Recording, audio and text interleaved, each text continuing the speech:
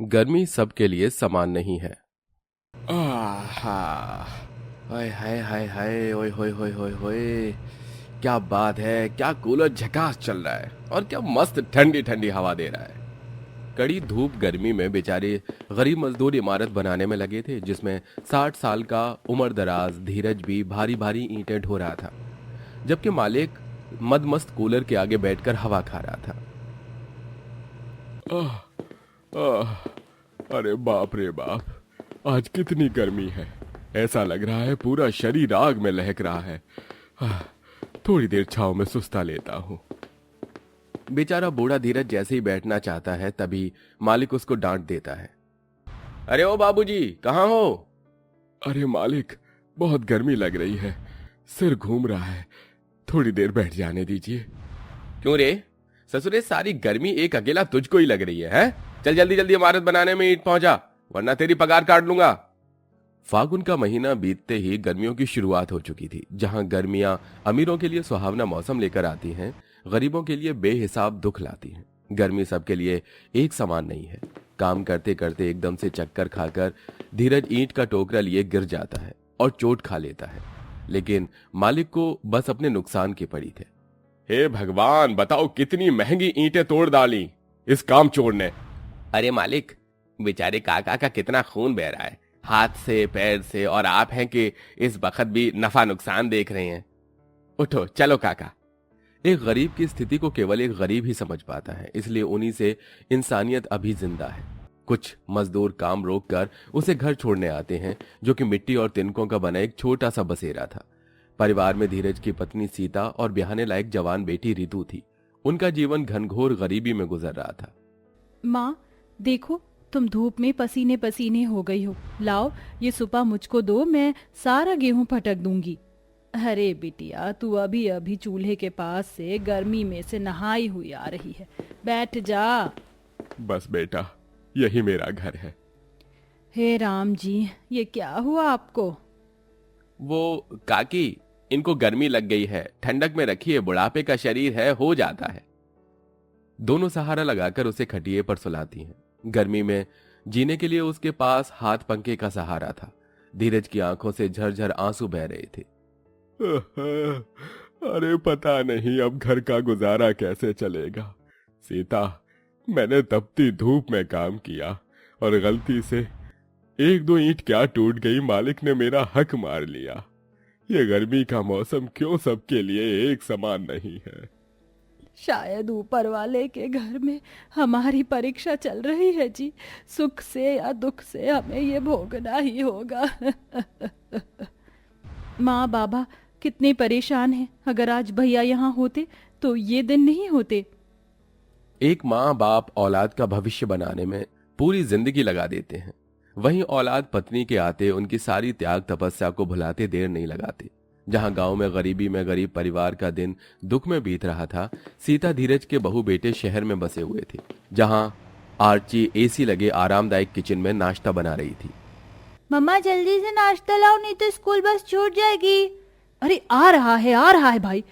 इतनी गर्मी है कि एसी भी काम नहीं कर रहा है। आर्ची क्या कर रही हो? नाश्ता लाओ, ऑफिस के लिए लेट हो रहा हूँ।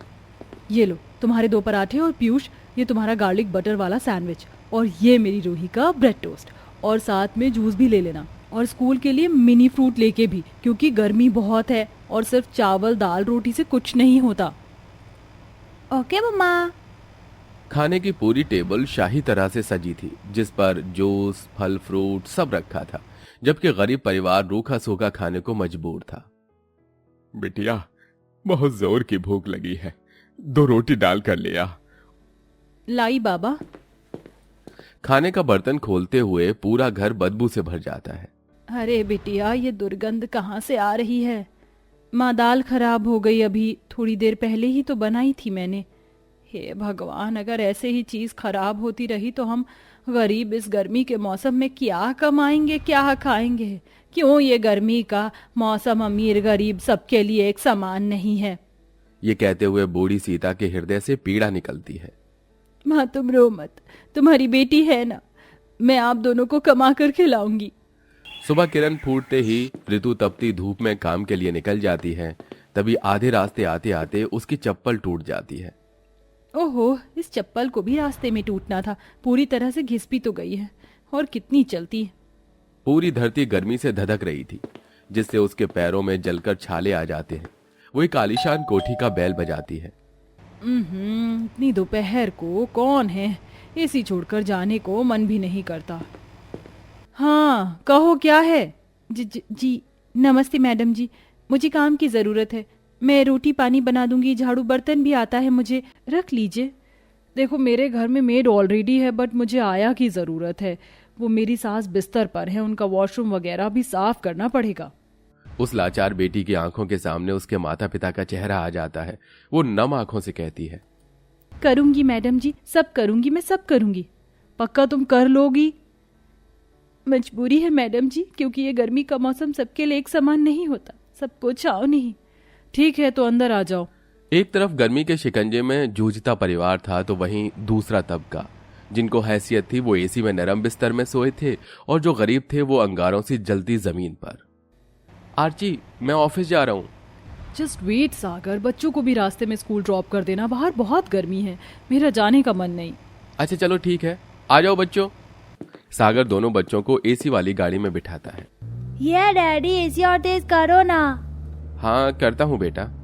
आहा, कितना मजा आ रहा है एसी में।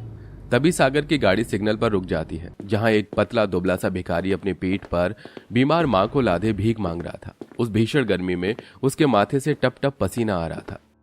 अरे साहब, कुछ मदद कर दो, माँ बीमार है, इलाज कराना है। क्या हुआ है इन्हें? इनकी यह हालत कैसे हुई?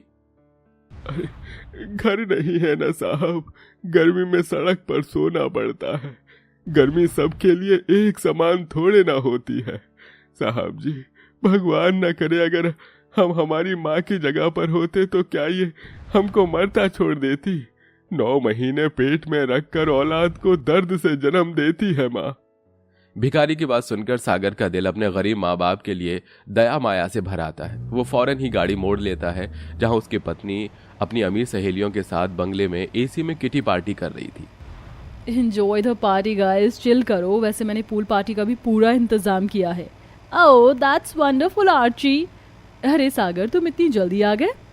सुनो, जल्दी से सामान पैक करो आर्ची, हम लोग गांव जा रहे हैं अपने माता पिता के पास। ये सुनते वो घमंड से भौहें चढ़ा लेती है। तुम्हारा दिमाग तो खराब नहीं हो गया सागर? इतनी गर्मी में मरना है क्या वहां जाके? अगर घूमना फिरना है तो कहीं समर वेकेशन के लिए चलते हैं। Why should you going to your poor village? Because वो मेरा परिवार दुख में है। तुम्हारे लिए मैंने अपने माँ बाप, अपना घर बार सब छोड़ दिया। तुम यहाँ गर्मी में सुकून में बैठी हो, पर पता नहीं उन पर क्या बीत रही होगी।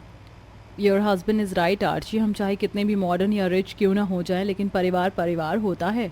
सागर अपनी पत्नी और बच्चों के साथ गांव लौटता है, जहां कोने कोने से टूटी झोपड़ी से चमकते सूरज की किरणें अंदर आ रही थीं और बुजुर्ग सीता धीरज गर्मी में पसीना पसीना थे। घर में एसी कूलर तो दूर, एक पंखा भी नहीं था। आज तो घर में बनाने को थोड़ा भी आटा नहीं, क्या बना कर दूं माँ बाबा को?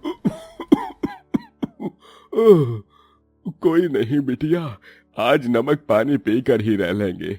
शायद राम जी की यही इच्छा है। पता नहीं ये गर्मी का मौसम गरीब के दरवाजे पर क्यों आता है। ऐसा विपदा भरा नजारा देखकर आर्ची अपने सास ससुर के पांव में गिर जाती है। मम्मी जी, पापा जी, माफ कर दीजिए मुझे। आप इतने दुख में थे, मुझे नहीं पता था। चुप हो जाओ बहू। सागर, तू आ गया बेटा, माँ के गले नहीं लगेगा। माँ, मुझे माफ कर दो, मुझको माफ कर दो माँ।